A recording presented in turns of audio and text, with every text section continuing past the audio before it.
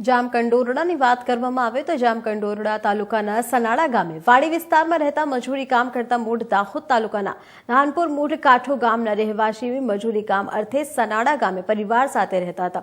તેઓને સંતાનમાં એક દીકરો અને એક દીકરી હતા। પ્રાથમિક તપાસમાં જણાવ મળતી વિગત ઘર કંકાસના કારણે તેઓએ પોતાના બંને સંતાનોને પહેલા ઝેરી દવા પીવડાવી બાદમાં તેઓએ ઝેરી દવા પી લેતા ત્રણેકના ઘટના સ્થળે જ મોત નીપજ્યું।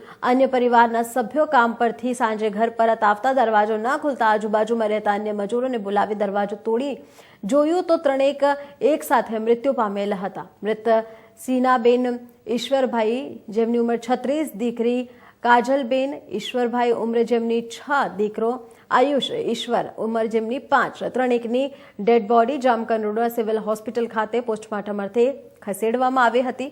વધુ તપાસ જામકંડોરડા પોલીસે હાથ ધરી છે।